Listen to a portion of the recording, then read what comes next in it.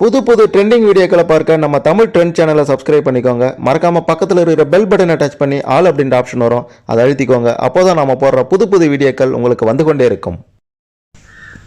டெல்லியில் நடந்த கார் வெடிப்பு சம்பவம் ஒட்டுமொத்த இந்தியாவையும் உலுக்கி இருக்கின்ற நிலையில இதில் சம்பந்தப்பட்டவர்கள் யார் அப்படின்ற திடுக்கிடும் தகவல்களும், ஏன் இந்த சம்பவம் நடைபெற்றது அப்படின்ற அதிர்ச்சி உண்மைகளும், பல மர்மமான ரகசியங்களும் தற்போது வெளியாகி இருக்கின்றது. மிக முக்கியமாக இதில் 5 மருத்துவர்களுடைய சதி, அச்சுறுத்திய டி கேங்க், காரில் இருந்த இந்த டாக்டர் உமர் யாரு அப்படின்ட்டு, இந்த சம்பவத்துக்கு பின்னாடி தொடர்புடைய 5 நபர்கள் பற்றி, 5 பயங்கரவாதிகள் பற்றி திடுக்கிடும் தகவல்களை இந்த வீடியோவில் தெளிவாக துல்லியமாக பார்க்க போகிறோம். கடைசி வர பாருங்க, எல்லாமே உங்களுக்கு தெளிவாக புரியும். அதுக்கு முன்னாடி இந்த சம்பவத்தில் காலமானவர்களுடைய ஆன்மா சாந்தி அடையணும்.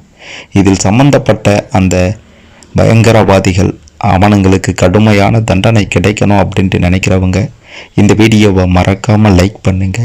சரி, வாங்க வீடியோக்குள்ளார போகலாம். டெல்லியில் இருக்கக்கூடிய செங்கோட்டை அருகே நவம்பர் 10ஆம் தேதி மாலை 6:45 மணிக்கு நடந்த சம்பவத்தில், அந்த கார் வெடிப்பு சம்பவத்தில் பார்த்தீங்கன்னா 13 பேர் காலமாகி இருக்காங்க, 20க்கும் மேற்பட்டோர் காயமாகி இருக்காங்க. அந்த காரில் இருந்தவன் யார்னா, ஃபரீதாபாத்தில் இருக்கக்கூடிய அல் ஃபலா மருத்துவக் கல்லூரியில் பணியாற்றிய டாக்டர் உமர் என்ற தகவலோ வெளியாகி இருக்கின்றது. இந்த சதி திட்டத்துக்கு இவன்தான் மூளையாக செயல்பட்டு இருக்கின்றான். ஏற்கனவே ஃபரீதாபாத்தில் சுமார் 360 கிலோகிராம் அமோனியம் நைட்ரேட் மற்றும் ஏகப்பட்ட துப்பாக்கிகள் கைது செய்யப்பட்ட டாக்டர் முசமில் ஷகில் மற்றும் ஜெய்-இ முகமதுடன் தொடர்புடைய டாக்டர் அடில் ஆகியோரும் இந்த வழக்கு விசாரணையில் இருக்கானுங்க. இவனங்களோட டாக்டர் ஷாகின் மற்றும் டாக்டர் மொஹியுதீன் என மேலும் 3 மருத்துவர்களும் இந்த சம்பவத்திற்கு பொறுப்பானவர்கள் என்ற தகவலும் வெளியாகி இருக்கின்றது. குஜராத் ஏடிஎஸ்ஆல் அகமதாபாத்தில் கைது செய்யப்பட்ட டாக்டர் அகமது மொஹியுதீன் இஸ்லாமிய அரசு கோரசன் மாகாணத்துடன் தொடர்பு கொண்டிருந்ததும் விசாரணைகள் தெரிய வந்திருக்கின்றது. அவன் ரிஷின் அப்படின்ற விஷத்தை தயாரிப்பதற்கான பரிசோதனைகளை ஈடுபட்டதும், அவரது மறைவிடத்திலிருந்து ஆயுதங்கள் மற்றும் ரசாயனங்களும் மீட்கப்பட்டதும் குறிப்பிட வேண்டிய விஷயம். அந்த வெடித்த காரில் இருந்த டாக்டர் உமர் புல்வாமாவை சேர்ந்தவர் என்றும், அவர் டாக்டர் அடிலின் நெருங்கிய கூட்டாளி என்பதும் தற்போது வெளியாகி இருக்கின்றது. இவர் ஸ்ரீநகரில் இருக்கக்கூடிய அரசு மருத்துவக் கல்லூரியில் முதுகலை பட்டம் பெற்றவர். டெல்லி சம்பவத்தின் மூளையாக கருதப்படும் இவர் காரில் 3 மணி நேரம் காத்திருந்து இந்த சம்பவத்தை நிகழ்த்தியிருக்கின்றான். ஃபரீதாபாத்தில் அதிக அளவு அமோனியம் நைட்ரேட் மீட்கப்பட்டதற்கும் இந்த சம்பவத்துக்கும் தொடர்பு இருப்பதால் ஜம்மு காஷ்மீர் போலீசாருடன் இணைந்து டெல்லி போலீசார் தீவிர விசாரணை நடத்திட்டு இருக்காங்க. இந்த 4 பேருமே பார்த்தீங்கன்னா இந்த டெல்லி சம்பவத்தில் தொடர்புடையவன்கள் அப்படின்றதும் குறிப்பிட வேண்டிய விஷயம். மேலும் மிக மிக முக்கியமாக பார்த்தீங்கன்னா இந்த சம்பவம், இந்த டெல்லி சம்பவத்தில் பல திடுக்கிடும் தகவல்களும் வெளியாகி இருக்கின்றது. இந்த சம்பவத்துக்கு தொடர்புடையதாக மேலும் 3 காஷ்மீரை சேர்ந்த மருத்துவர்களும் விசாரணைக்கு உட்படுத்தப்பட்டிருக்காங்க. அதில் அகமத் ராதர், முஜ்மில் ஷகில் மற்றும் இந்த காரை ஓட்டி வந்த உமர் முகமது ஆகியோரிடம் போலீசார் விசாரணை நடத்திட்டு வராங்க. உத்தரப்பிரதேசத்தினுடைய சஹரன்பூர் மற்றும் ஹரியானாவின் பரிதாபாத் பகுதிகளில் இந்த ராதர் மற்றும் ஷகில் ஆகியோர் கைது செய்யப்பட்டதை அடுத்து இவனுங்க கிட்ட இருந்து ஏகப்பட்ட ஆயுதங்கள், பொருட்கள் மீட்கப்பட்டிருக்கின்றது.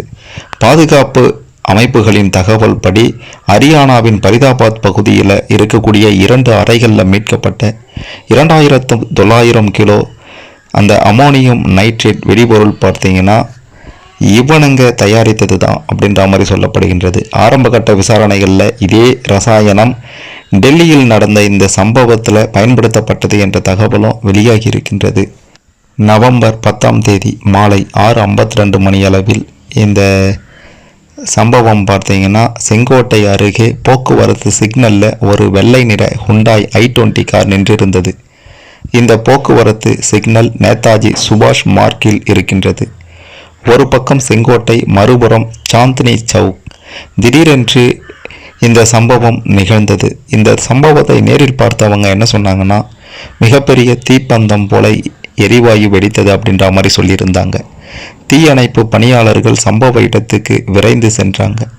சுமார் 15 தீயணைப்பு வாகனங்கள் அரை மணி நேர போராட்டத்துக்கு பிறகுதான் இந்த தீயை கட்டுக்குள்ளார கொண்டு வந்தாங்க. இந்த வெடிப்பு சம்பவம் இந்தியாவின் பாதுகாப்பு அமைப்புல பெரும் அச்சத்தை ஏற்படுத்தி இருக்கு. இந்த சம்பவத்துக்கு பிறகு 12 மணி நேரத்துக்குள்ளார பல்வேறு பாதுகாப்பு அமைப்புகள் இணைந்து இந்த கார் வெடிப்புக்கு பின்னணியில் உள்ள சதித்திட்டம் குறித்து விசாரணை மேற்கொண்டுட்டு வராங்க.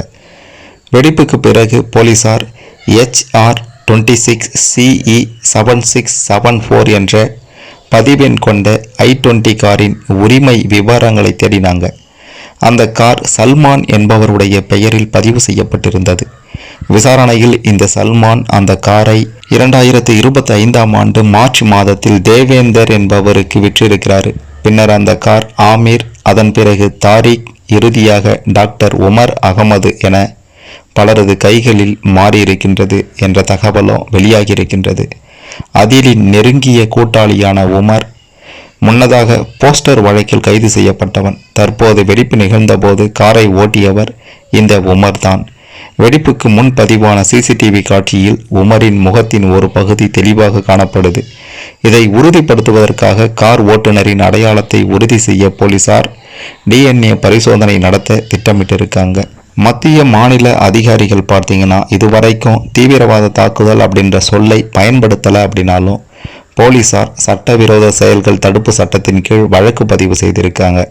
இது பெரும்பாலும் தீவிரவாத வழக்குகளில் பயன்படுத்தப்படக்கூடிய சட்டம்தான். மிக முக்கியமாக ஒரு பக்கம் பயத்திலையும் பீதியிலையும் கோபத்திலையும் இந்த மாதிரி உமர் செய்திருக்கான் அப்படின்ற மாதிரியான தகவலும் வெளியாகி இருக்கின்றது. அதாவது இந்த சம்பவத்துக்கு முன்னாடி தான் பார்த்தீங்கன்னா அதில் மற்றும் முசம்மில் ஆகியோர் 2900 அந்த வெடிபொருளோட கைது செய்யப்பட்டாங்க. இவை அனைத்தும் செங்கோட்டைக்கு அருகே நடந்த இந்த சம்பவத்தோட தொடர்புடையதாக இருக்கின்றது.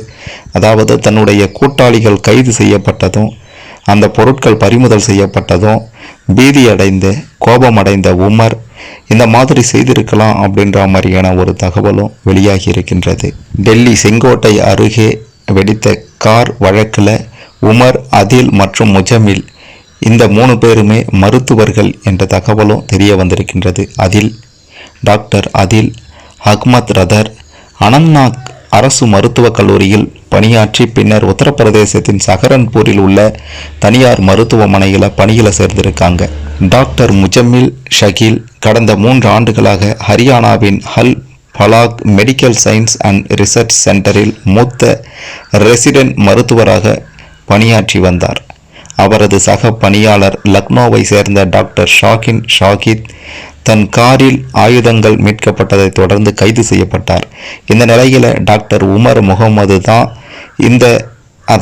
இந்த மாதிரியான சம்பவத்தை செய்திருக்கிறான் அப்படின்ற தகவல் வெளியாகி இருக்கின்றது. இந்த வழக்கின் மூலம் வெள்ளைக்காலர் தீவிரவாதம் என அழைக்கப்படக்கூடிய புதிய வகை தீவிரவாத சுற்றுச்சூழல் வெளிப்பட்டிருப்பதாக பாதுகாப்பு அமைப்புகள் சொல்லியிருக்காங்க. மிகுந்த கல்வி அறிவு பெற்ற மருத்துவர்களாக இருந்து கொண்டு இந்த மாதிரி செய்திருப்பது மிக பெரும் கோபத்தை மக்களிடையே ஏற்படுத்தி இருக்கின்றது.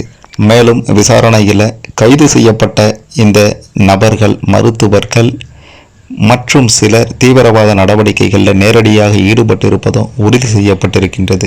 தற்போது இந்த வெடிப்பு சம்பவத்துக்கு பிறகு முகமது உமரின் தாய் மற்றும் சகோதரரை NIA அதிகாரிகள் காஷ்மீரில் கைது செய்திருக்காங்க. முகமது உமர் தற்போது தலைமறைவாக இருக்கின்றான். அவன் எந்த தீவிரவாத அமைப்புடன் தொடர்புடையவன் அப்படின்றதையும் வெடிபொருள் எப்படி காரில் பொருத்தப்பட்டது என்பதையும் புலனாய்வு அதிகாரிகள் புலனாய்வு அமைப்புகள் தீவிரமாக ஆராய்ச்சி மேற்கொண்டுட்டு இருக்காங்க. செங்கோட்டை பாராளுமன்றம் அருகே நடந்த இந்த வெடிப்பு தேசிய பாதுகாப்பு மீதான கேள்வியை எழுப்பியிருக்கின்றது. அரசு தரப்பில் பொதுமக்கள் பீதி அடைய வேண்டாம் அப்படின்ற மாதிரியும் விரைவில் விசாரணை முடிவுகள் வெளியாகும் அப்படின்ற மாதிரியும் சொல்லியிருக்காங்க. இருந்தாலுமே இந்த விவகாரத்தை சாதாரணமாக எடுத்துக்கொள்ள முடியாது.